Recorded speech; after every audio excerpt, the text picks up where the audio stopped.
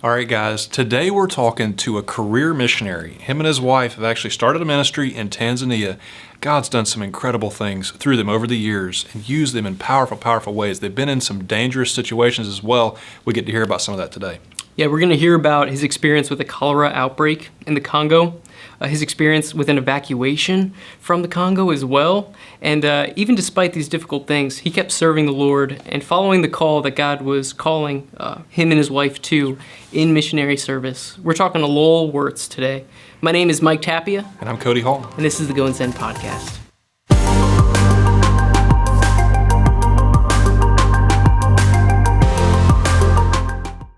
Lowell, what would you say is the importance of a Christian home in pointing children to missions? Oh, I think it's so important. We're on furlough right now. We've been on the road 6 months with my travel trailers, speaking in dozens of churches, and in every one, I try to make a point of paying attention to your children and the spiritual life of your kids. I was the fourth of 6 kids in my family. My parents found the Lord when they were expecting me. And so I had the privilege of being born into a Christian family and being a church kid. And I think it's extremely important that we raise up our children to love the Lord and want to serve Him. You know, it's powerful. We talk to a lot of missionaries, a lot of folks in the field, a lot of mission leaders, and so many of them have a story of coming to the Lord as a child. Yes. And the influence that Christian home has. It's powerful. It's powerful. So in that too, like your parents very influential in your life. How did they influence your thinking on missions? Oh, well, my mother was a very strong lady, and she wanted her kids to know the Lord and to love the Lord and to serve Him. And as a new Christian, there's nothing more special than a new Christian. They want to share Christ, they've gotten their sins forgiven. They want everybody to have their sins forgiven. And so my mom would have a place set at the dinner table for any visiting missionary in the area. They had a dinner invitation, and she wanted her kids to be exposed to those missionaries. I still remember them, and I remember their stories and some of the things they said. They all had a great sense of humor too, because we, as young kids, we would torment them and put their sense of humor to the test. And so my mom really loved the idea of missions. It was really in her heart. And her brother was a missionary in the Congo, in the Belgian Congo at that time. And so missions was a part of our family, yeah. That's so cool too. I think about that even as an idea for other people. Like maybe you're not overseas, but you can invite missionaries into your home, and you could learn of missions, and you could be encouraging missionaries, and then also learning of opportunities, to be a blessing and to be involved. Well, in our current culture here in America, having dinner guests into a house is almost unheard of. Everybody wants to take you to a restaurant, And but it was a big part of my life, and so in growing up, my parents actually started a church, and so church was very important to us. Wow. And so I know that, your background too is a little bit in radio, and I think you had that interest as a teenager as well. Right. And did that played into your absolutely missions interest? Being one of 6 kids, there wasn't any extra money. Yeah. So I wanted to build a ham radio station in my bedroom, and it was pretty junky equipment. The first time I tried to go on the air, I succeeded in knocking out all the televisions in town. What? I was the least popular kid in my hometown. They missed the end of an Alfred Hitchcock special, if I recall right. Oh, no, you could have the neighbors knocking on your door yelling at you. But from that humble beginning, I was able to start talking to other states, and then eventually, I over the years, I was able to build the station up to the point where I could talk to Central and South America. And I was talking to the missionaries down there. I figured out a way to tie my family telephone, into my radio station. And so the missionaries in the jungles of South America I could dial a number for them, and they could talk to their kids or whoever it was they wanted to talk to through my radio set. They loved that. They called it phone patching. Wow. And how old are you when you're doing this? well, I started as a preteen, and then all throughout my teen years. Yeah. Wow. You don't want to gloss over that because, like in those, ham was the cutting edge. I mean, that was radio was the cutting edge, and so now that would be like a preteen, a teenager using AI or something to set up. I mean, that is next level. That's next level. So you're an innovator also. Yeah, well, it was the only way you could talk to a foreign country without a $10 a minute phone bill. And so it was the only practical way. And the other thing was that. The field missionaries, they all had ham radio sets in those days. My big dream was to be able to talk to Africa and to talk to my uncle, who was a missionary out there. And so that day came when I was able to improve the station and begin talking to Africa on a daily basis. Yeah, that's cool. And he kind of became a mentor for you, right? Well, not so much my uncle. My uncle wasn't very good at keeping radio schedules. And so I would sit for hours at my microphone waiting for him to appear, and he wouldn't. I would get quite angry. But there was another missionary, Dr. Glenn Estruth. He was a missionary from Michigan, and he was the only surgeon in a vast area. But radio was his second passion in life, and he was the one that set up the ham radio sets for all of the missionaries and the church leaders in the Congo. And so you could set your watch by him. He 8 o'clock at night in the Congo was 12 noon in Chicago, and you could and he would come on every night. And so over the years, I ended up talking to him. He was the one who really mentored me more than anyone else. That is cool. What did conversations with him look like? Well, he had a small group of about 4 or 5 ham radio operators that he would talk to, but he would include me in on that. And then eventually I became the gopher for the missionaries. If they needed new piston rings for their airplane or the women needed new pots and pans, I'd be the one running around buying the stuff and shipping it out to them. That's cool. So it was a lot of fun. Yeah. And I admired them so much. Wow. So they are also, like, in these conversations, or they also help, like, formulating your idea of missions, especially in Africa and in these places, like. Well, they were just a lot of fun. Really? Yeah. I mean, they were real. They were real people. But one event that I remember very well, twice a year they would have a revival service at Easter and at Christmas, and I was 18 years old, and they got on the air with me, and they were giving a report of this revival service, and the Lord had really worked, and they were so excited. They were crawling out of their skin with excitement, and that was communicated halfway around the world to me. Wow. And when I was praying for my missionary friends, which I often did, I just said, Lord, just show me if there's some other way that I can help them. And the Lord in the way that the Lord speaks to a heart, not through the ears, but to the heart, it was like as though the Lord said, I want you to go. And that was the farthest thing from reality due to the circumstances of my life.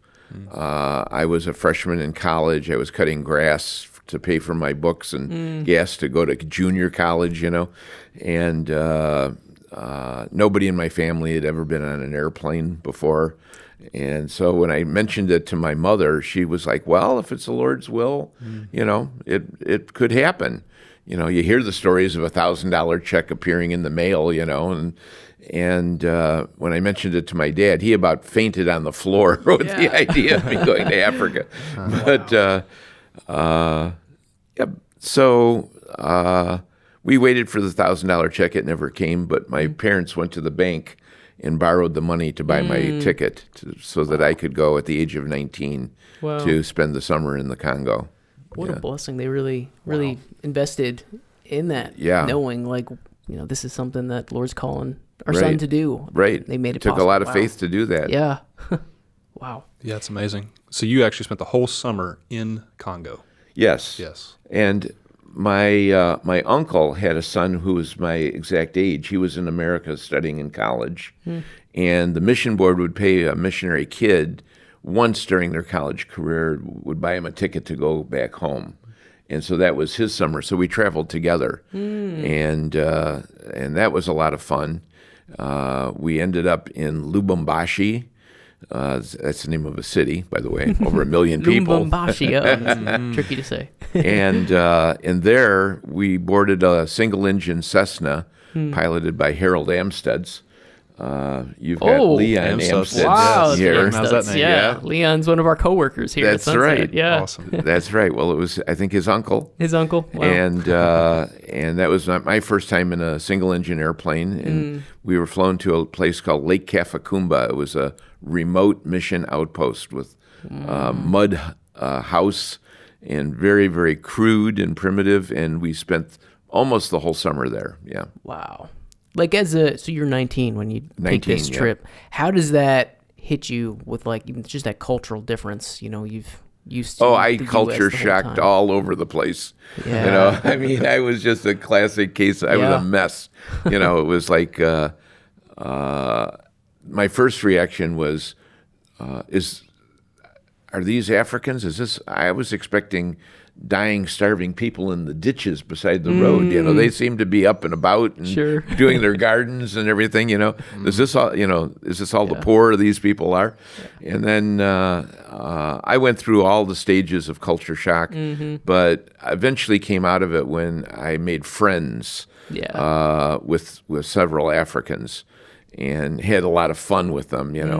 They were very poor. And we'd go hunting. My cousin was a great hunter, and so that's what I ended up doing. I had never hunted before, so I didn't really, but I just was along for the ride. And I promised the one guy, I said, if I get a nice big antelope, I'll give you my shoes when I leave. And so we were out on a hunting separately, and so my cousin comes up to me and says, "I hear you got a really big antelope." I said, "No, it's not that great." And he said, "No, I mean, all the Africans are talking about it." Give your shoes. So then he found out that I had promised my shoes. And, now I understand what's going That's on why here. they're talking about it. So when I was getting on board the plane to leave, Yeah. I took my shoes off and handed them to him. Oh, That's awesome. wow. So what's going through your mind like at the end of that summer? You're thinking, okay, this is what ministry looks like, at least in this form.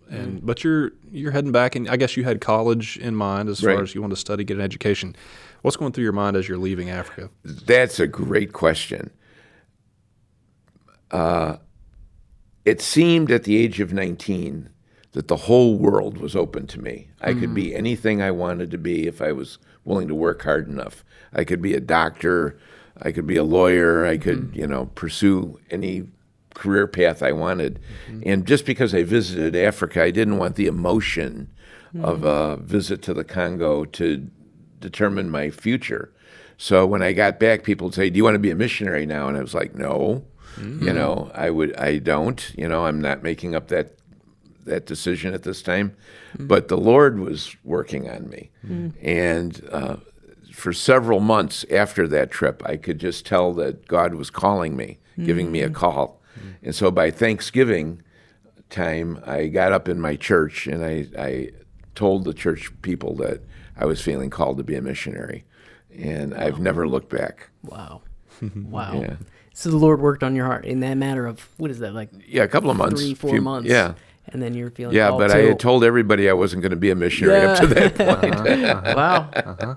That's amazing. And then so what steps did you take then at that point? Well, it just seemed to me the logical thing was I was attending a junior college and I should get some Christian education. So I finished my 2 years at junior college and then transferred to Trinity College in Deerfield, Illinois.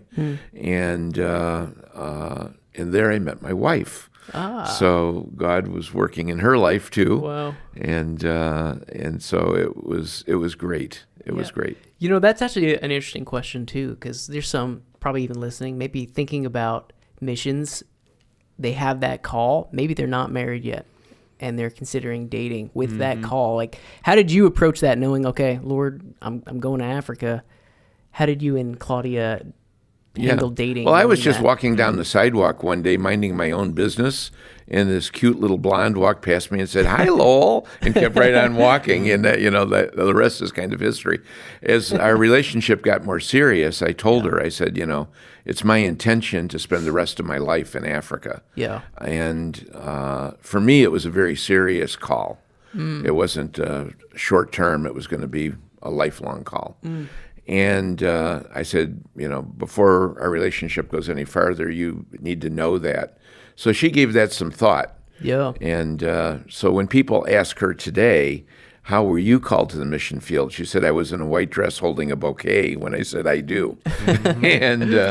But I learned later that the Lord had worked on her as a young teenager. I was getting ready to return. It took me 10 years from the point of my call till we actually arrived back in Africa. 10 years of every day preparing. And I'm a great believer in being well prepared. And that's what I encourage young people to do, is to prepare themselves. And so as I got closer to that time, my uncle said, Lowell, you were 19 when you first saw Africa. You need to see it through the eyes of an adult, a mature adult. And so at the age of 29, he had me come back to Africa. And I was overweight in my luggage going. I went to the bookcase and picked the smallest Bible that we had in the house. It was a little red Bible. And I was sitting out in Africa, and it was war-torn. It was poverty-stricken. And I'm sitting on a mud bench. It was literally just mud piled up in church, grass roof church. And I thought, oh God, how can I bring Claudia out here to this? How can I ask my wife to live in a place like this? And I opened that little Bible that I'd never looked at before, and there was a sticker in the front of that Bible where at a Youth for Christ conference, she had made a commitment that she would go anywhere to serve the Lord. Wow. This was her Bible. It was her Bible. And you noticed that commitment as you're praying this. When she was a young Christian, she made that commitment. And God showed me that he was calling her. I wasn't taking her. He was calling. Wow. That's incredible. I think there are stories that I could share as well, that just those moments where there seems to be an insurmountable barrier there, and God speaks to me. Right. And I know Mike's experienced things like that too, and we hear those stories. God's good. He's good, and he's good to remove the fear in those moments. Yes. To give us the courage in those moments to get over those humps. Right, exactly. That's huge. Okay, so you said 10 years. Yep. 10 years. 10 years of preparation. What went into that preparation? Obviously, you finished your education. You got biblical training as well. Right. What else happened? Well, I studied, I graduated with a degree in sociology and a bachelor's in sociology, and Claudia had graduated with a degree in education, elementary education, but with a specialty in special ed, mentally handicapped children. And so when we graduated, we were ready for Africa, we thought. And we went to the Urbana Missions Conference. It's the world's largest missions gathering. Sure, yeah. And they have what they called the Armory, where they had maybe 300 to 400 mission boards represented there with tables. And so we went from mission board to mission board, and everywhere we went, we heard the same identical thing: you need more education. And so it became very obvious to us. The ink was still wet on our bachelor's degree, but they were encouraging us. So I went back to seminary, and Claudia continued teaching in the public school system to put me through seminary. So that was part of the training. It was like 3.5 years. I had to learn Greek and I had to learn Hebrew. I wasn't real happy. I'm not very good at languages. And so I saw my uncle one time during that. I'm in the middle of my Greek studies. And I said, Uncle Ken, do you use Greek on the mission field? He said, as a young missionary, I used it every day. I said, really? He said, yes. He said, we had a baby crib, and it was missing one leg, and that Greek lexicon just fit in there so nicely. Uncle Ken. Wow. So, yeah, I probably learned a lot of things I didn't need to learn, But that doctor, Dr. Glenn Estruth, who was so good to me. When I think back, the only surgeon in a massive area, and he invested so many hours in me. It's amazing to me, even to this day. But tragically, the rebels from Angola invaded the Congo, captured the Kapanga hospital, and before they left, they executed him. And so when he was killed, he was the radio technician, and they had no one that knew anything about radios. And so slowly the radio network just went offline as radios broke, as antennas fell. And so ham radio was what the African church needed, a ham radio operator that knew how to fix things and knew how to build antennas. So I went out at 29, at the age of 29. They gave me a plane and a pilot who flew me around, and my job was to put radio stations back on the air.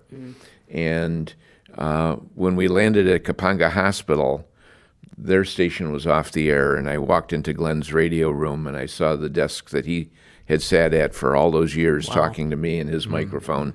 And with tears in my eyes, I put his station back on the air so the hospital people would be able to communicate with the hospital again. And so the African church saw that I knew what I was doing, and I got their radios going again. They wanted me back as a missionary. And this was for the United Methodist Church, right? Right. There in Africa. Right.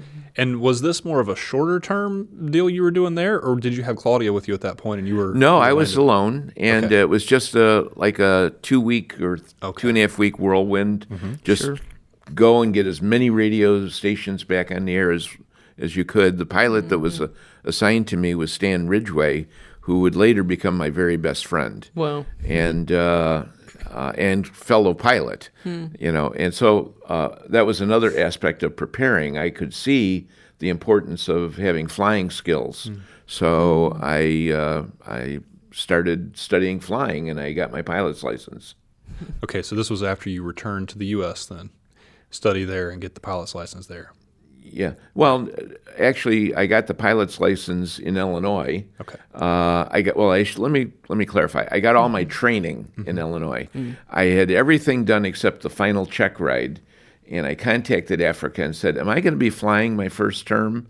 Because I was just so busy, so swamped. And they said, "There's no chance you're going to be flying for us." So I said, "I'm going to let the check ride go for now." Got out to Africa, and after about a month, they came and said, "We want you to fly for us." So I had to go to Nairobi to find an American examiner to give me my American pilot's license, and then that became converted over to a Zairian pilot's license. Oh, wow. Jumped through a lot of hoops then. Yeah. Oh, yeah. So this is kind of your first steps of being a missionary then in the Congo, in the DRC, Zaire at the time, right? And so you kind of first are there to help repair these radio stations. Right. That was my main job description, was to be the radio technician. And from there, like missions tends to sometimes happen, your roles evolve, and there's other needs that come up, and now you're also a bush pilot. That's exactly right. Okay.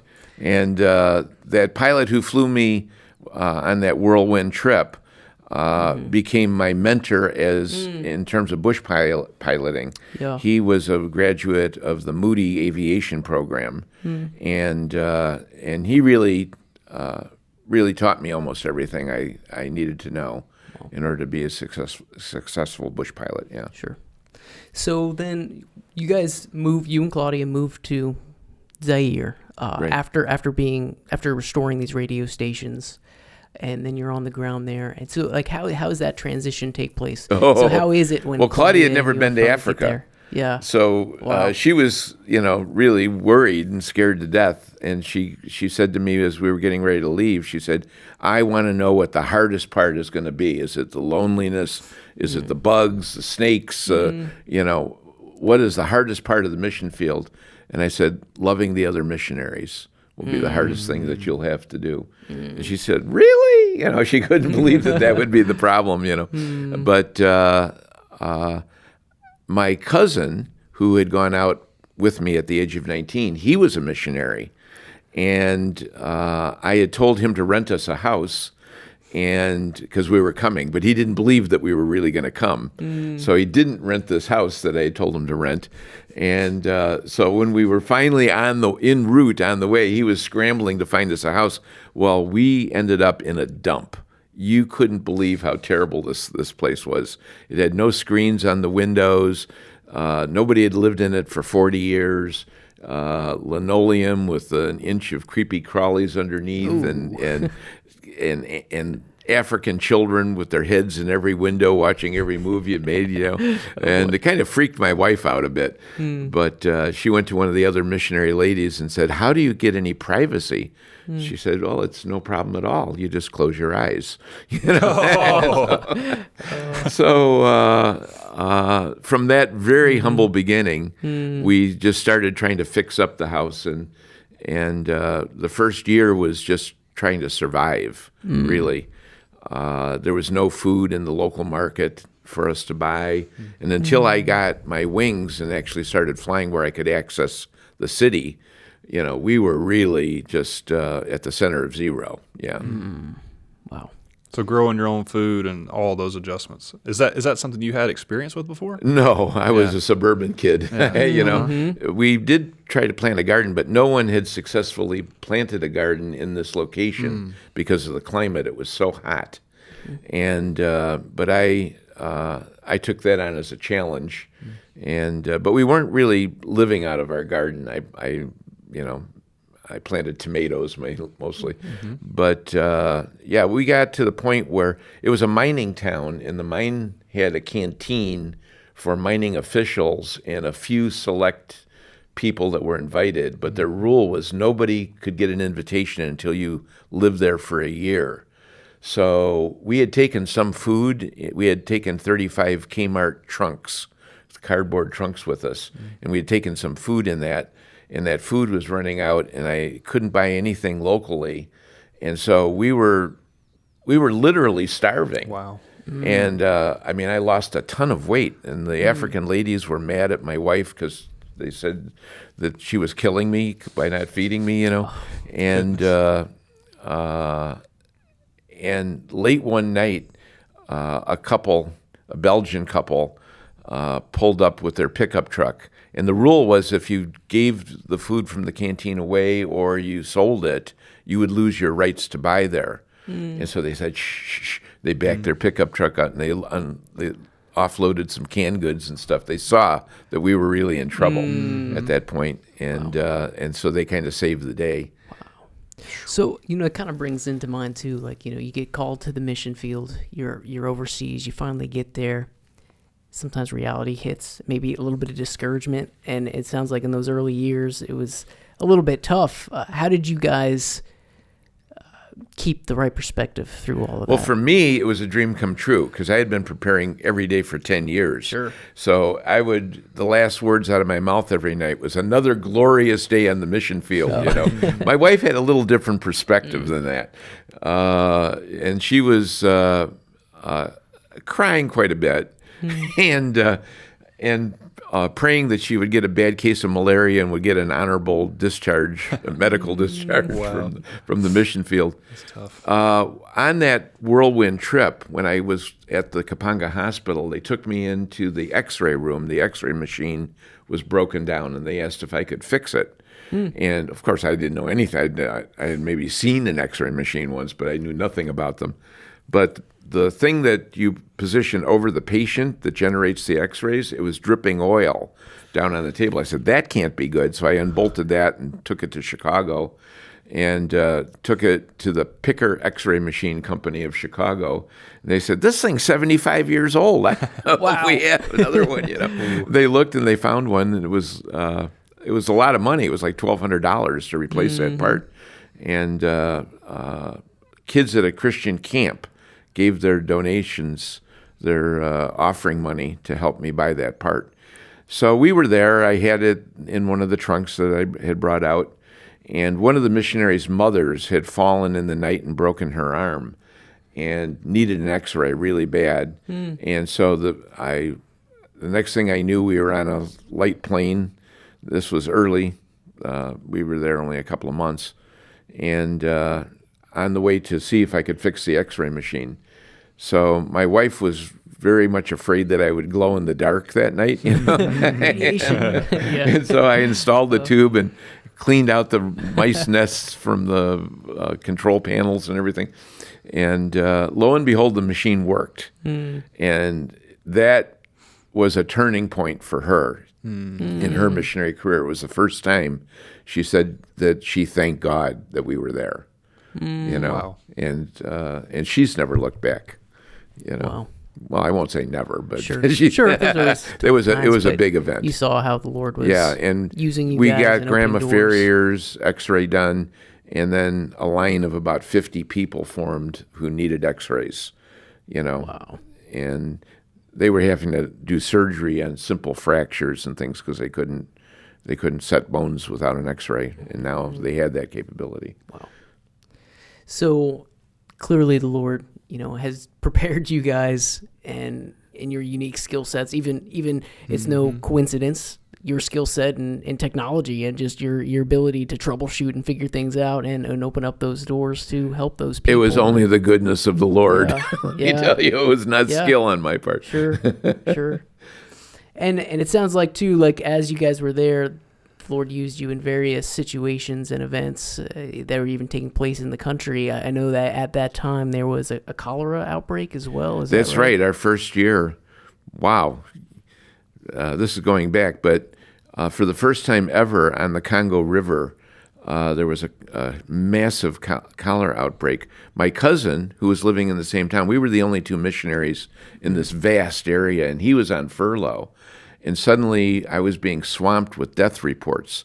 50 people died in this village, 70 people died in that village. Wow. And they were just coming into me, and I was relaying them down to Lubumbashi. And the governor was on a governmental trip to the capital of Kinshasa. So the vice governor was there, and these death reports were coming into him. Well, the government didn't want to have a cholera epidemic. You can imagine what the implications are internationally, international flights coming in and everything else. And so I received word back that the message was, tell that young missionary to learn to keep his mouth shut, or he might be ejected from the country or worse. So I had to pray.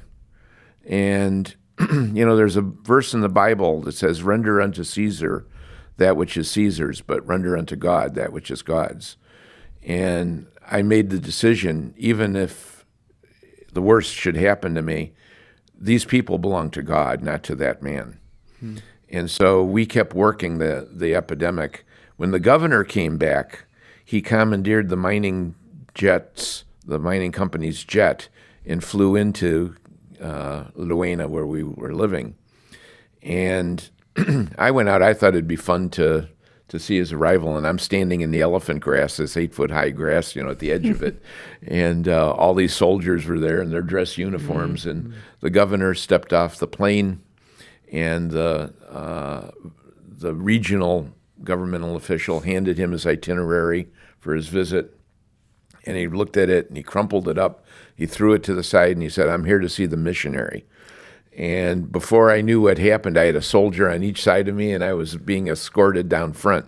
I felt just like Zacchaeus, And the governor said, can I come to your house? And I said, sure. And the soldiers arrived before he did, and they searched every nook and cranny of our house, under our bed, and everything, formed a ring around our house of armed soldiers to protect the governor. And it was the start of 3 days of meetings. And at the conclusion of the 3 days of meetings on what to do about this epidemic, he appointed me to be in charge of, he said, I'll put the military under your command, I'll put all the governmental doctors and everybody under your command, but, try to keep the epidemic out of the city. And so there I was, a brand new missionary, and had the situation. And my friend, Stan Ridgway, he flew up, and I'll never forget, what we needed desperately was intravenous fluid. And that was the only thing that could save people's lives. This was before they had invented oral rehydration fluid. And so intravenous fluid is essentially water, and it's very heavy. And we were running about 70 clinics in the area, so we had a basic supply of IVs. But, I mean, we blew through those in just one day. And just for context, the cholera produces dehydration because of diarrhea, right? That's right. You have to constantly take fluids in, right, or you're dehydrated and you're done. Right. It can kill you in as little as 3 hours. Goodness. And so so we just prayed for IV fluids. And a government in Europe sent us. They were rolling over. They had a huge stockpile, and they flew it into the country, but not to where we were at. So they had to load it on a boxcar and send the boxcar to us. And we had our planes prepped and ready, and we broke the lock on the boxcar. We pulled the IV fluids out. We filled our Land Rover. We drove like madmen to the airport, loaded our planes, and we took off, because there was one village that was being hit very, very hard, and many, many deaths. And we knew we would have just enough time to get to that village and be able to return. And so we took off. It was rainy season, halfway to the village. Now, I'm a brand new pilot. I had only been flying a few weeks at this point. Oh, man. And there was this big thunderstorm. And Stan, who had every rating in the book, he said, I'm going in, and I'll radio back out. And he radioed, and he said, don't come in here. I'm having a hard time keeping the wings on the plane. He said, drop down low, get right on the deck, and try to fly under the storm. So that's what I did. He said, just follow the river. Well, the river was like a bowl of spaghetti there, it was wandering. But we linked up on the other side of the storm, and we flew on. The village where we were headed had a very narrow runway. It was with tall elephant grass. The grass your wings would mow the grass on the sides of the runway when you'd land. And so Stan told me, he says, go in and make your landing. And so I was coming in, and suddenly that storm hit, and I lost all forward visibility. And I'm on short final. I have my prop pitch flat and flaps down, and I was praying to God to help me, because I was in way over my head. And, the Holy Spirit descended into that cockpit. And the plane touched down perfectly. It rolled out smooth. And through the rainy windshield, I could see there was something on the runway. I opened the door to look around to see what it was, and the Africans saw the storm coming, and they had staked their goats to the other end of the runway to just try to eat back some of the grass. And they saw that when they saw the storm, they said, there'll be no help today coming. I turned around and looked the other direction, and here comes Stan in with his plane. His strobe lights flashing, his landing lights on, and he got his plane down too. Wow. And we kicked the cargo doors open, and Africans came running through the rain, and the IVs were in boxes, and they would put a box on each shoulder and run to go to the clinic with them. And so when we got all the IVs unloaded, Stan and I went down to see what was going on, and there were all these people dying there, and the medics were trying to hook them up to the IVs as fast as possible. You have to be careful not to put too many IVs on a person, because you'll cause congestive heart failure. And but they would put 2 IVs, turn them wide open, and from that moment forward, no one died in that village. And but we were walking around in cholera diarrhea water that was 2 to 3 inches deep. Ooh. And so we went out, and we stood under the rain that was coming off the roof to shower, and we went back to our planes, and we were able to fly home. And that was the start of the rescue of those people. And we flew and we flew and we flew IVs, and everywhere we went, the deaths would stop. Wow. And Yeah, I could go on and on. There's a lot of stories attached to this, but incredible. anyway, that's the cholera Really epidemic. wild story, and how the Lord used you through that. Like, and even in that too, I can't help but think, like, the opportunities that built in those communities too, people seeing your desire to help, and even opportunities that would open up for people to say, well, why are these people even here? Like, what are these missionaries doing? And Right. opportunities for One of our church gospel. leaders came to me afterwards, and he said, Lowell, what you've been doing is evangelism with this flying. And I said, don't give me that stuff. Flying is flying, and evangelism is evangelism. He said, no, you don't understand. The village of Kigonja, you saved that village, that whole village. He said, the church has tried 5 times to start a church in that village, and that village would never permit a church to be started there.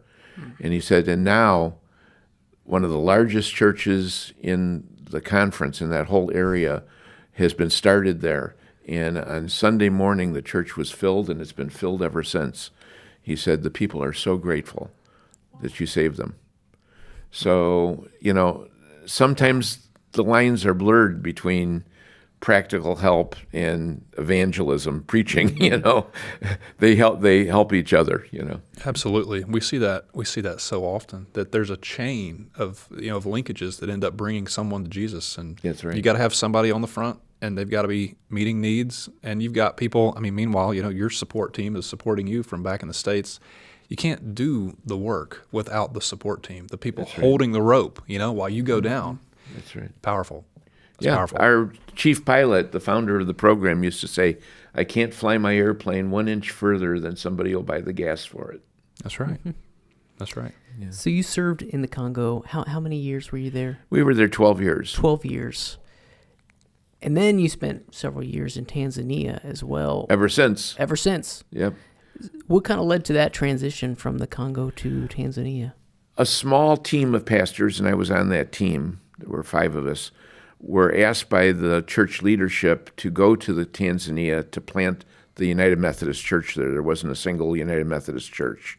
As a missions outreach of the Congo church. They didn't want it coming from the mission board in New York. They wanted their own mission, to serve the Lord. So I felt very privileged and honored. So we had rented an empty house. We had registered the church in Tanzania. We had made a couple of trips, and then what happened was the pillage, the pillaging of Tanzania. It was a military dictatorship, and the military looted its own country. And from one end of the country to the other, everybody was under gunfire. The soldiers were shooting wildly to pin people down so that they could loot. If somebody resisted them, they would just shoot and kill them. And so we found ourselves in our town laying on the floor of our house for many hours while our house had a road coming. It was on a pie-shaped piece of land down each side. And my mother was out visiting. She was laying on the floor. Wow. My 2 kids, my wife, and I. Because we, if they were shooting at us, we'd have been dead. But we didn't want to be killed by the stray bullets.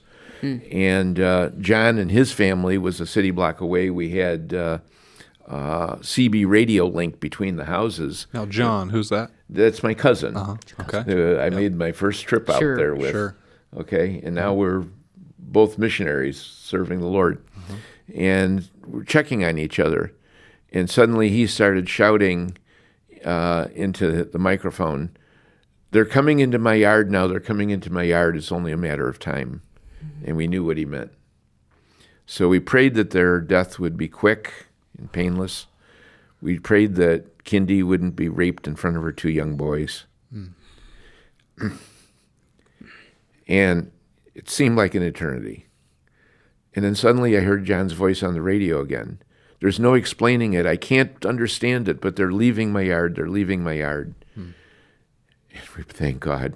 But then just a couple minutes later, I heard my front gate open, and they were in my yard, and they were pounding on my front door. And I got up off the floor, and I went and unlocked the door, and there stood the military captain. And in God's providence, I had fixed this guy's boombox the day before. And he said, "I'm just here to see how you are." I said, "Not well. Bullets." And I said, can you get us to our airplane? And John was a pilot as well, so we had 2 planes. And he said, no. He said, my men are out of control. They won't obey orders. He said, but at the rate at which they're looting, they're going to be tired. He said, we'll come back at 2 o'clock this afternoon, and we'll give it a try then. And true to his word, we went back to laying on the floor until 2 o'clock. He came back heavily armed. We drove over to John's yard. He got his family in his vehicle. And while we were getting ready to try to run the gauntlet, the 5 miles out to the airport, our African evangelist, Kasongo Munza, said, missionaries, I'm going to take the little Honda motorcycle and go out in front of you. And if they decide to fire, I'll try to draw the gunfire away from you. I think that the soldiers, that captain still had a little bit of sway over his men because the gunfire stopped. We ran the gauntlet. We got in the planes and we were able to escape. But we were only able to escape with the clothes on our back. We weren't able to take anything. And that began the evacuation of Zaire. We had to evacuate all the missionaries to the country of Zambia and all the Peace Corps workers. So there was a lot of flying involved. It's almost like loss for words for like in that kind of experience. I can't even comprehend what that would feel like. But seeing God's hand on you guys too in the middle of it. But I'm sure there had to been really tough things too that took place. And how do you wrestle with those situations when you're there, you're serving the Lord, and I'm sure you probably even maybe lost some friends there in that process. Like it was one of the only evacuations where we didn't lose people. God's hand was upon us. As a young missionary, I had been working out at the hangar, and I turned to the chief pilot and I said, Ken, do you want to know what my greatest fear in life is? And he said, sure. I said, my greatest fear is that when the bottom falls out, things fall apart, the bullets are flying, lives are at stake, that my courage will fail me and I'll let them down. And he turned to me and he, with a big smile on his face, he said, but Jesus will be there. The day came with this evacuation, and things fell apart, and the bullets were flying, and Jesus was there. Amen. That's powerful. Yeah. That's Wow. crazy. I think, and that didn't stop you. Obviously the opposition didn't stop you. You went back.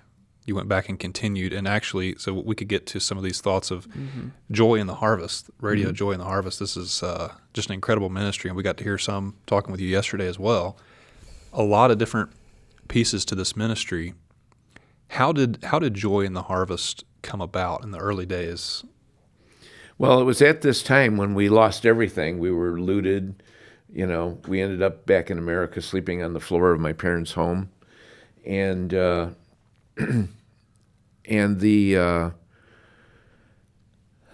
was a lot of, in the United Methodist Church, it was what they called pluralism, a lot of different theologies, from radical liberalism to those of us who were conservative. And for some reason at that time, some of the people felt that it was time for me to go. So to make a long story short, without going into a lot of detail, we ended up resigning, and we started Joy in the Harvest so that we could continue our ministry. My wife had been under gunfire with her children, and I had sent her back on a commercial flight while I stayed back to do more emergency flying. And so she got a couple of weeks head start on me in America, and when I walked into my parents' home, sitting on the dining room table was an application for a PhD in missiology from Asbury Seminary. She had gotten a hold of it and had it half filled out. And she said, now this is what we're going to do with the rest of our lives. I'm going back to school, and I'll teach, and you're going to go get your PhD, and we'll find some nice Bible college somewhere where you can teach missions. And I could see in her eyes a little white picket fence around the cottage. And I said to her, that sounds wonderful. I said, but there's one problem. I said, what about the call? We've been called to be missionaries. What about the call? And she said, we've lost everything. We don't have a salary. We don't have health insurance. We don't have anything. And you're talking about going back to Africa? So we wrote one last missionary newsletter, what could have been. And in it I said, the church wants us back. We feel called of God to be missionaries. We don't know if it can happen. There's nothing more empty than an empty P.O. box, but we worship a God of emptiness because there's an empty tomb. So I said, if you think we should go back as missionaries, you know what needs to be done. So every day I drive to the P.O. box, and Claudia would sit in the car and pray, no money, no money. I'd come out with envelopes. 6 months later, we were back in that empty house I had rented in Tanzania. And we arrived with 6 cardboard boxes. 3 were my kids' homeschooling materials. And from that humble start of Joy in the Harvest, we've watched God bless and build a ministry that is significant. Wow. So today, Joy in the Harvest, what is that outreach look like? Oh, we're so multifaceted. We have so many projects. We run a feeding program for about 350 people, 300 of which are street kids. We have a leprosy camp for people who are victims of leprosy and blindness and other serious illnesses. We run a community center that can seat 500. We run a HIV/AIDS prevention seminar, a soccer tournament. And in order to qualify to play in the tournament, we have about 1,000 young men playing in this tournament. They have to sit through an HIV/AIDS lecture. AIDS was decimating the place, and nobody knew about it. Ignorance was a big factor. So we've been educating for 17 years now the young men about HIV/AIDS. But the biggest project we have is Radio Joy. We had the only local radio station. It took 5 years to get a license. We built it from scratch. You couldn't buy a tower, so we had to make a tower out of local water pipe, 125 feet tall. And getting it up without a crane was an interesting process, too.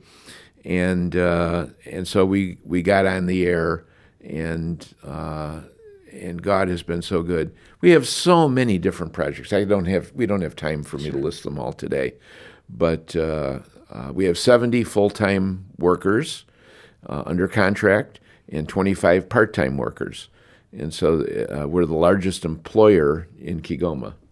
You guys actually train pastors as well. They come in and use the facilities. Yes, we have. We work with all of the churches. We're interdenominational, and we bring in special teachers. We ran, for example, a leadership training seminar for about a week, and we had 350 pastors and bishops attend that. We have training and various things going on all the time. Yeah, that community center is really used. That's amazing to hear, how the Lord took that humble beginnings of Joy in the Harvest and is now using it to reach so many people there in Tanzania. And, it's all glory to Him, right? And how He's able to work and open those doors. We got a letter from 2 ladies in America when we first returned to Tanzania, and they said, we want to come visit. And we were really hesitant because we had nothing. We had no projects to show, nothing to show anybody, And but we let them come, and at the end we were apologetic, and we said we had a wonderful time with them, and they said, we didn't come to see projects, we came to see what kind of people would come back, and that meant a lot to us. Yeah. Wow. Over the years, I mean, SonSet Solutions has been partnered with Radio Joy. Absolutely. What has happened there with that There partnership? would be no Radio Joy without SonSet Solutions. I am eternally grateful to SonSet Solutions. You guys have encouraged us. You've helped us, mentored us, acquired the equipment for us, and we're only on the air today because of SonSet Solutions. Well, one of the kind of the heart behind this podcast, this conversation too, is to encourage those who are thinking about missions. Maybe they're trying to decide, Lord, where are you calling me?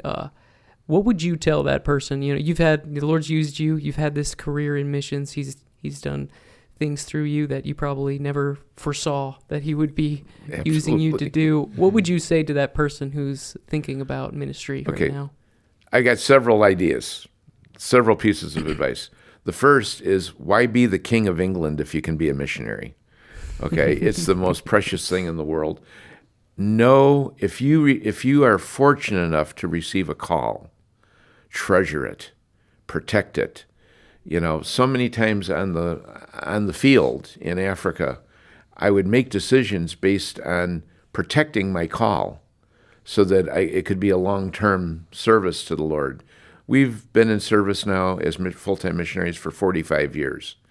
And so we have learned how to protect our call. You do things different if you're there for the long term rather than the short term.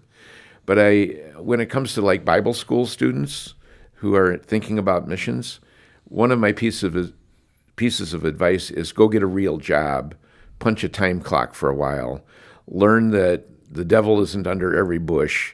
There is such a thing as having a crabby boss who is having a bad day, and it has nothing to do with spirituality. And that will, give you a sense of balance, spiritual balance. Don't over-spiritualize it. Right. Yeah. And then the other big piece of advice I give is develop a really good prayer life.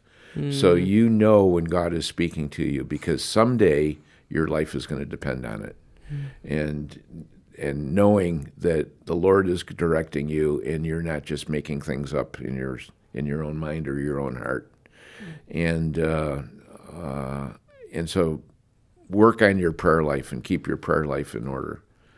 Excellent advice, Lowell, and born out of decades of experience and seeing the Lord's hand and faithfulness. Thank you. If people want to learn more about Radio Joy, where can they look? Well, we have a website, joyintheharvest.com. And there's a page on there on how to make a trip to come visit us in Africa. We've got 3 wonderful guest houses, and we've had hundreds of visitors over the years. So come, enjoy the work, learn about it, and we're especially interested in recruiting new missionaries. So if you, one of the things that I've learned is that almost no one gets to the mission field by themselves. It has to be built on an experience. Somebody has to open a door for you, pave the way, accompany you, hold your hand, and give you your start. So we'd be privileged to do that to any young person that's interested in or considering mission service. That's wonderful, Lowell. Neat. Yeah, and it's true, right? The harvest is plentiful, and the workers are few, and there are opportunities there at Joy in the Harvest, and lots of other opportunities that the Lord has. But yeah, that's amazing. So, Lowell, I'm so encouraged talking to you. Thank you for sharing these stories, and really blessed by just hearing how the Lord's used you, and I hope that's encouraging to others too listening. So thank you, Lowell. Thank you. It's a privilege to be here today, and thank you for having me.